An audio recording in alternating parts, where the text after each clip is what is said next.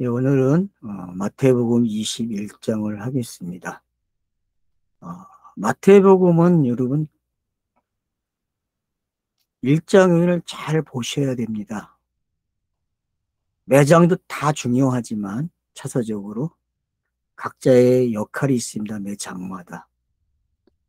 1장에서 시작되고 있는 1절에 있는 말씀, 그리고 16절에 있는 말씀, 그리고 마리아가 예수를 낳고 이름을 예수라고 붙이는 게 어떤 건지, 그리고 임마누엘이 뭔지, 그래서 그리스도라 칭하는 예수, 이런 그리스도라 칭하는 예수가 마태복음 속에서 어떻게 잘 등장하고 있는지를 보셔야 됩니다.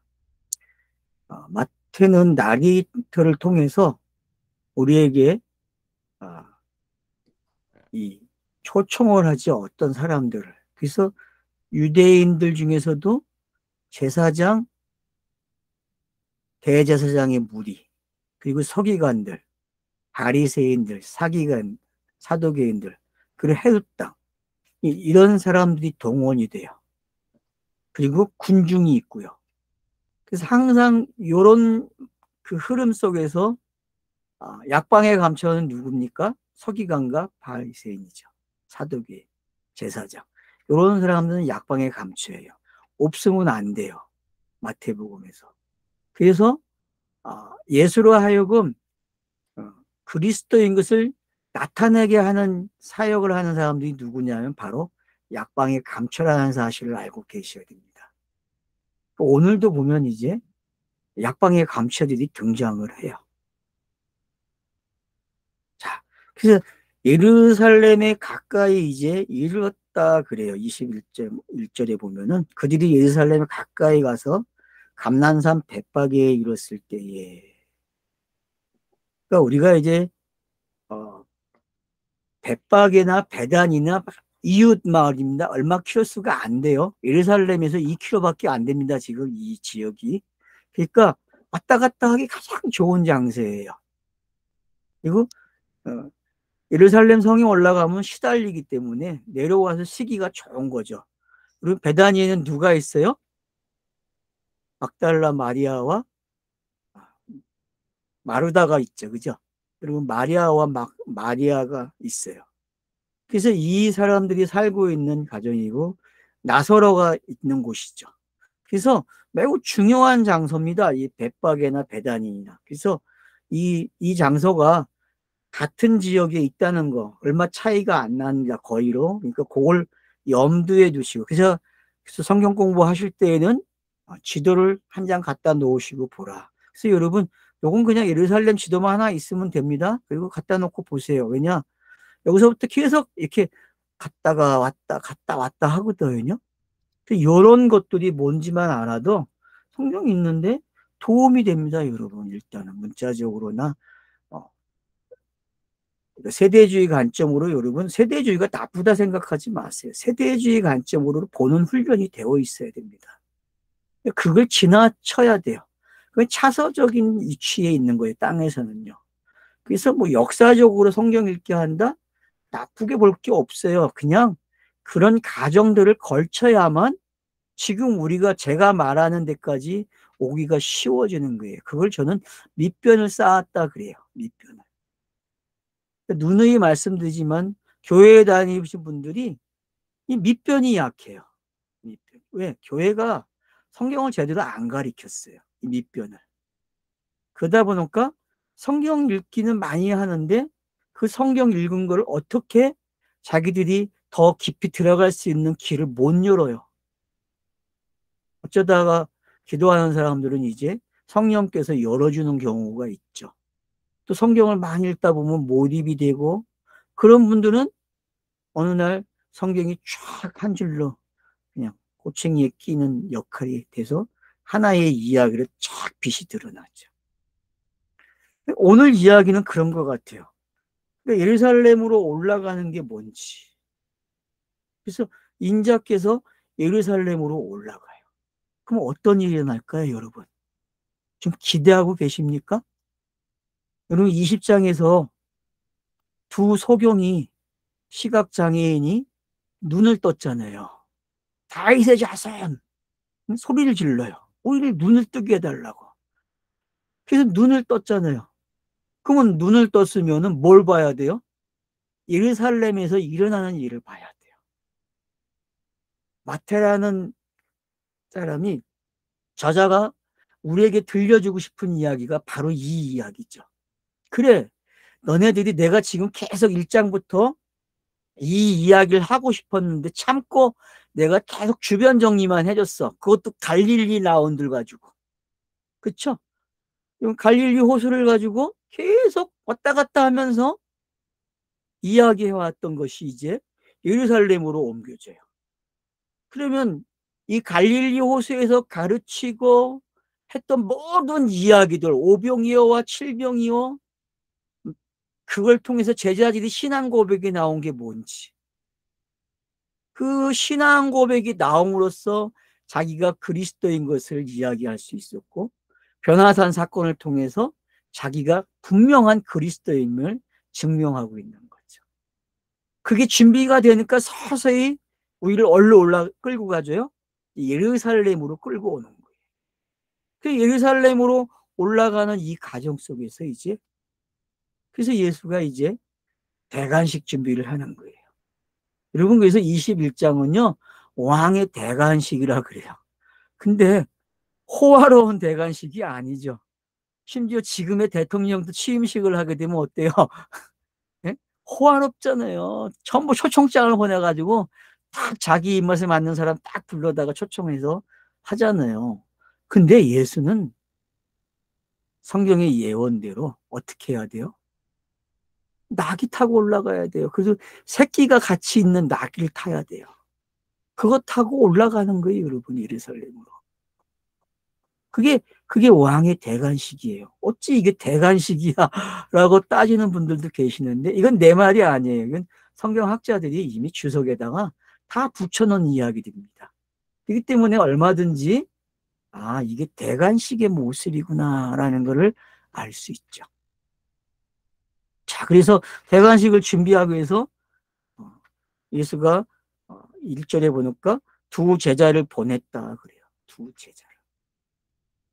투제를 보내시면 뭐라고 이야기합니까? 2절과 3절에서 너는 맞은편 마을로 가라. 그리하면 곧 메인 나귀와 나귀 새끼가 함께 있는 것을 보리니 풀어 내게로 끌고 오라. 만일 누가 그 말을 무슨 말을 하거든 주가 쓰시겠다 하라. 그래서 자기가 왜 이걸 타야 하는지 바로 나레이터가 설명해줘요. 그러니까 여러분, 나레이터의 말은 곧 어떤 말이에요? 예수가 하는 행동에 해석을 붙여주는 거예요. 그러니까 성경 읽기 하실 때에 예수가 한 말이 쫙 나와요. 그러면 뒤에 나레이터가 이는 그래요. 이는 무슨 성경을 응하게 하려 한다. 이거는 이런 말씀을 응하게 하려 한다. 이렇게 마태복음 구성이 되어 있단 말이에요.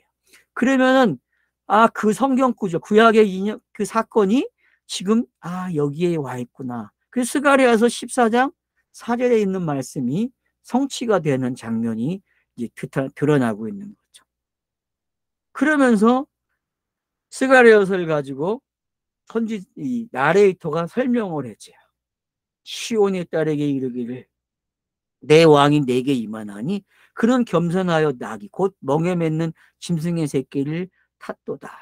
스가랴서 9장 9절 말씀과 이사야서 62장 11절 말씀을 인용했다고 각주를 달아놨어요. 그래서 이런 말씀들을 보니까 예루살렘으로 간 이유가 뭐예요? 자기가 왕이라는 것을 드러내야 되는구나 라는 것을 이제 알게 되는 거죠. 그래서 많은 사람들이 어떡합니까? 이 광경을 가지고 이제 제자들이 어떡합니까? 명한 대로 가지고 오게 되고 그 나귀와 나귀 새끼를 끌고 와서, 여러분, 나귀와 나귀 새끼예요. 여러분, 이 장면 보면 어디가 좀 생각이 나십니까? 여러분, 사무엘상에서 보면은 베스메스로 올라갈 때에 그 암소 새끼 난 암소. 암소를 놔두고 거기는 가죠, 그죠? 끌고 네. 올라가잖아요, 짐을. 그 장면하고 이 나귀를 타고 가는 장면하고 한번 비교를 해보세요, 나중에. 그러면 되게 재밌을 것 같아, 제가 봤을 때는 이 장면이요. 그래서 결국은 SMS로 간 그 암석의 수레와 그 모든 게 뭐가 돼요? 번제에서 태워버리잖아요. 그죠? 그러면은 지금 이 장면이 여러분 그렇게 읽으실 수 있어요, 이게? 예수가 지금 예루살렘 안으로 들어가는 동작이 꼭 뭐예요? SMS로 간 암소와 같게 나타나고 있다는 거예요, 이게.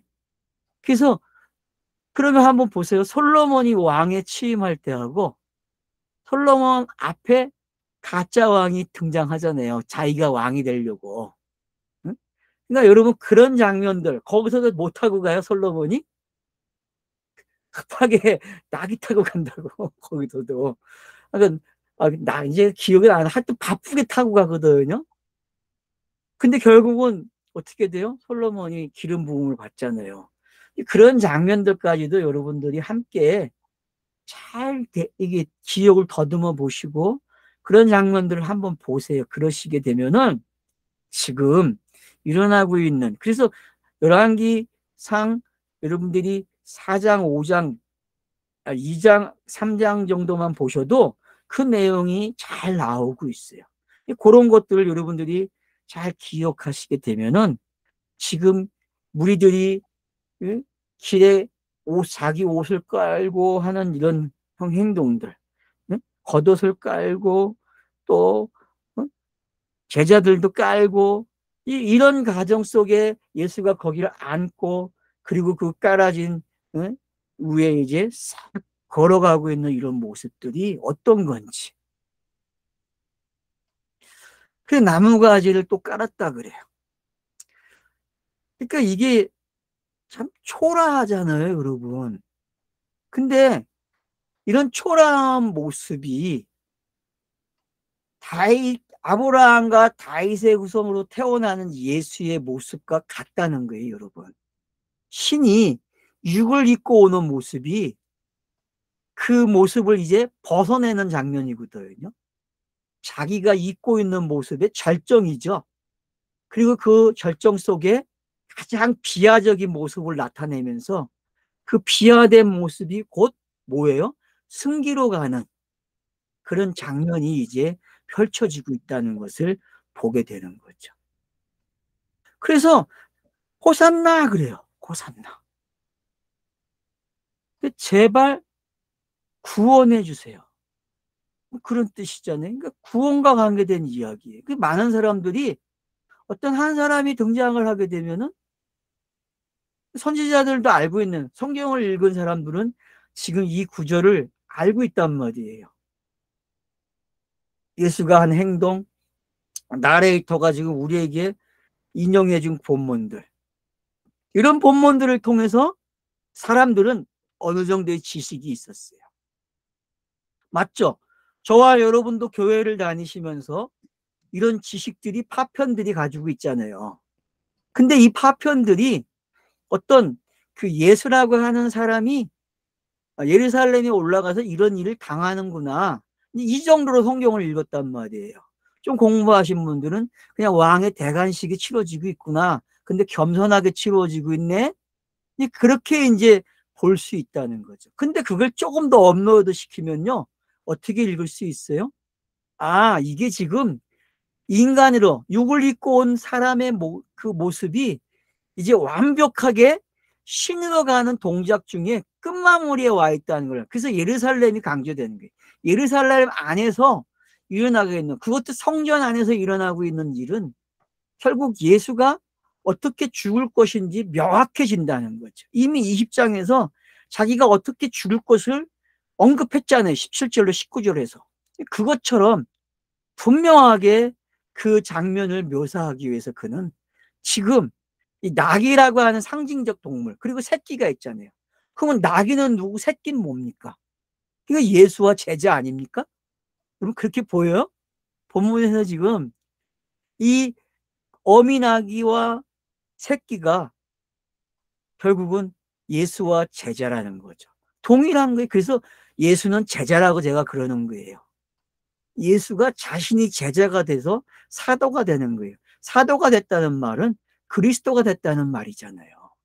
그래서 제가 누누이 지금 사도행전에서도 말을 했고 이미 여러분들에게 많은 밑변을 깔아놨어요. 읽을 수 있도록.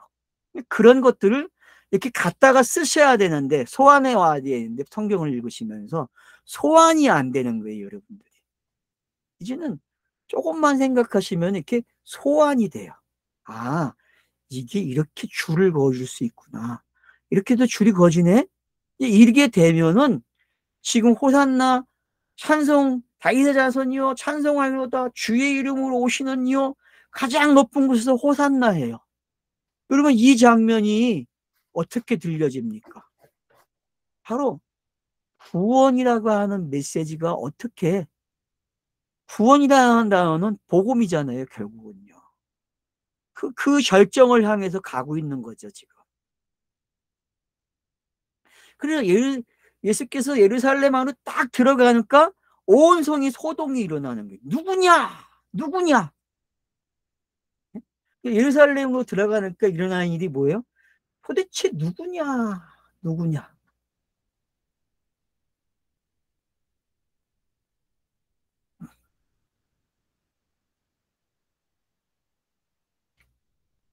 그래서 성전 정화가 일어나죠. 그죠?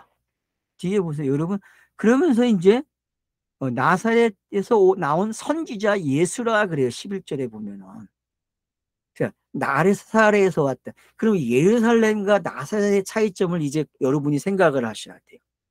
나사렛은 유대인들이 생각하는 나사렛은 뭐죠? 이건 이방인 땅이에요. 헬라인의 땅이고 아주 개죠, 개. 그게 요한복음 4장의 사마리아 여인이죠. 그죠? 그런 취급을 받는 게 바로 이 갈릴리고 나사렛이에요. 가장 학문도 없고 모든 게 천한 것들이에요. 그러니까 그 천한 거에서 온 사람 누구예요? 선지자다. 그렇게 이들이 인지를 하고 있어요. 무리가. 그래서 여러분 무리라는 단어에다가 잘 표시를 해놓으세요. 그래서 이 21장 안에서 무리가 어떤 반응을 보이고 있는지 앞으로 예루살렘에서 무리가 어떤 반응을 보이고 그를 죽이는데 어떻게 동요를 하는지 이 무리를 놓치지 마세요. 이 무리를. 그러니까 여러분들이 공부하실 때에 그래서 흐름을 하나 잡으세요. 아, 이 무리가 하는 행동들을 쫓아가 보시라니까요. 무리가. 그러면 이 무리들이 계속 어떤 지식을 갖게 되고 그 지식 때문에 결국은 죽이는 자리까지 가요. 참 희한하죠. 원래 그 지식을 가지면요. 죽일 수 없어요. 그죠? 하나님의 아들을 알기 때문에. 근데 죽여요. 왜 그럴까요? 그게 아이러니예요, 여러분. 그게. 그래서 그런 부분들을 이제 하나하나 같이 저와 여러분이 풀어나가야 돼요. 자, 그러면서 이제 어떻게 됩니까? 이 12절부터 보면 성경으로 들어가는 모습이 등장해요. 근데 성전 안에 매매하는 자들이 있어요. 그리고 돈 바꾸는 자들이 있고 비둘기 파는 사람들이 있어요. 이걸 다 완전히 없애버려요. 쓱밭을 만들, 난장판을 만들죠. 완전히 깡패죠. 그죠? 그렇게 거룩한 장소를 완전히 박살을 내버려요. 왜 그럴까요, 여러분? 이 모습은 누구를 오라는 모습입니까? 물론 변질된 모습이에요. 그죠? 근데 지정된 성소에서 예배를 하려면 이건 꼭 있어야 될 것들이에요. 왜? 만약에 한번 따져보세요.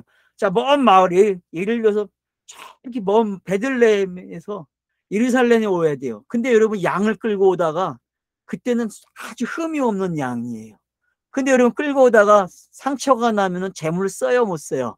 못 써요, 여러분. 그러니까 당연히 바꿔주는 사람이 있어야 돼. 돈을 가지고 오면은 돈도 성전세를 내기 위해서 돈도 바꿔야 되지만 그 돈을 바꿔가지고 재물도 사야 돼요. 그러니까 그런 필요한 것들이 채워져 있는 거죠. 근데 좋게 보면 그래요. 뒤로 보면 또 뭐예요? 제사장들이나 그 관계된 사람들이 먹고 살 수 있는, 돈을 벌 수 있는 돈줄이죠. 그죠? 요번에 이재명이가 돈줄 하나 건졌잖아요. 성남FC. 그 돈줄이잖아요. 그 운영을 하려면, 축구단을 운영하려면 후원을 받아야 되는데, 그런 거와 똑같은데, 여러분. 그러니까 어떻게 보느냐에 따라서 시각이 달라져요, 여러분. 이 본문도. 그렇기 때문에 다양하게 생각해야 돼요. 근데 여러분, 지금까지 제가 얘기한 거 다 잊어먹어도 돼요. 왜? 이런 것들은 우리가 충분히 생각할 수 있는 건이들이에요. 진짜 본문이 하고 싶은 말이 뭡니까? 13절에 나옵니다. 내 집은 기도하는 집이야. 그러면 내 집이라 그러거든요. 물론 어근에서 뭐 헬라어에는 이게 어떻게 갔는지 저는 찾아보지는 않았기 때문에, 여기서 말하는 기도하는, 내 집은 기도하는 집이라, 내 집이라는 단어가 정말 그렇게 표현이 된 건지 그건 모르겠어요. 그러나 중요한 것은 지금 여기서 암시하고 있는 건 기도라는 거예요. 기도. 그러면 기도의 성격이 뭡니까? 저와 여러분은 정의를 내렸어요. 기도가 뭡니까? 하늘의 뜻이 땅에서 이루어지는 게 기도죠. 그죠?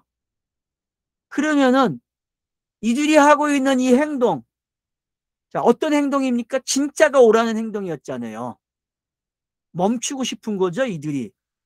여러분, 좋게 생각하면은, 아, 이들이 장사하고 돈을 바꿔주고 하는 비둘기를 파는 거는, 아, 누군가를 오게 하는 장치였어 라고 읽어지게 되면은 그 내용이 기도라는 거죠. 그래서 마태복음이나 성경의 구약들이 기록되는 이야기는 전부 뭐예요? 그가 와야 돼. 그가 육을 입고 영으로 입고 와야 돼. 둘이 와야 돼. 그 둘이 와가지고 구약이 요구하는 것을 값을 지불해야 돼. 육은. 그러면은 그 지불한 값 때문에 육이 사라지고 영만 남는 거죠. 그것을 원하는 게 기도잖아요. 그것까지 되어지는 과정. 그 예수가 낮아지시고 높아지시는 과정을 뭐라 그래요? 기도라 그렇게 할 수 있단 말이에요. 기도. 기도라는 거는 우리가 지금까지 교회에서 배웠던 것들, 나의 소원, 내가 꼭 이루고 줘야 될 것들, 누가 아프면 나아야 될 것들, 또 누가 시험을 보게 되면 그 합격해야 할 것들, 뭐 취직을 해야 하는 것들, 우리 가정에 돈이 필요한 거, 아이가 태어나긴 가정들, 그런 거 다 기도를 하고 있어요. 땅에서는 꼭 필요한 겁니다. 근데 그런 기도들이 한 봉으로 끝나지 않아요. 여러분이 복을 받기 위해서 기도하게 되면은 복을 받았는데 또 만족해야 안 해요. 더 나은 복을 또 찾아서 또 기도해요. 또 받고 나서 좀 있으면 가면 또 더 나은 걸 찾아요. 계속 욕심이 생기죠. 그럼 왜 욕심이 생기고 왜 계속 기도를 해야 할까요? 왜 그런 것들이 반복될까요? 그런 것들은요, 여러분, 다른 거 아니에요. 바로 진짜 내용이 있다는 게 진짜 내용. 그 진짜 내용이 바로 뭡니까? 바로 오늘 본문대로 그래 너희들 이거 그만해 이제 내가 끝내줄게. 지금 그 이야기를 이렇게 표현한 거예요. 저는 그렇게 읽어져요. 이게. 너희는 강도의 소굴을 만들었다 그래요. 맞죠? 강도의 소굴을 만든 거죠. 예수가 이 땅에 오는 거는요. 강도의 소굴이에요. 여러분. 강도의 소굴. 그래서 예수의 좌편과 우편에 누가 있어요? 강도들이 같이 있다니까. 그런 것들이 어떤 건지 아시게 되면은 상당히 재밌는 거죠. 이런 표현들이. 그리고 14절에 보면은 맹인과 전원자들이 예수께 와서 고침을 받았다 그래요. 그러면은 지금 독자들에게 나레이터가 뭔가 하나 톡 던져주고 가는 거거든요. 그러면 그 던져지는 게 뭡니까 지금? 그래, 너 전원달이 이제는 일어나야지. 그 얘기하는 거예요. 우리가 성경 읽기가 여러분 지금 이 눈먼 게 열려야 돼요. 저는 다리가 여러분 탁 그냥 일어나야 된다니까. 베드로와 요한이 사도행전 3장에 가면 어떡합니까? 성전에서 구걸하고 있는 안진뱅이를 올리잖아요. 나사렛 예수의 이름으로. 그런 일들이 지금 나레이터가 탁 넣어주는 거예요. 살그머니. 그리고 대제사장과 서기관들을 딱 등장시켜요. 그리고 그 소동 때문에 성전에서 일어나고 있는 이 소리 때문에 도대체 이 호산나가 뭐야? 이 어린이들이 누구야? 하고 막 찾고 있죠. 그러니까 이 소리를 들었습니까? 라고 물어봐요. 제사장들이 예수에게. 그러니까 뭐라고 합니까? 대답을? 그렇다. 어린아이와 젖먹이는 입에서 나오는 찬미는 온전케 하셨나이다 함을 너희가 읽어보지 못했느냐. 맞죠? 어린아이와 아이들이 하고 있는 이 찬미가 온전케 됐대요. 이 말이 이제 위에 제가 해석한 거와 같죠. 온전케 됐다. 이들의 말이, 호산나의 말이 온전케 됐대요. 왜? 기도가 이루어졌기 때문에. 그래서 진짜가 와서 가짜를 어떻게 해요? 다 없애는 거예요. 그 이 장면만 보셔도 여러분들이 언뜻 스쳐가는 게 있어야 돼요. 아, 스타로스가 세워지기 위해서 어떤 암시를 저희 우리에게 지금 나레이터들이 계속 허락을 하고 있구나. 이런 장면들을 보시면서 우리가 이제 하나하나 더 접근이 되는 거죠. 그리고 나서는 슬그머니 성전 밖으로 나가요. 그리고 베다니에서 지냈다 그래요. 1절에 시작할 때는 벳바게고 내려갈 때는 베다니로 내려가죠. 바로 이웃입니다, 여러분. 이 지명이 예루살렘에서 2km도 안 돼요.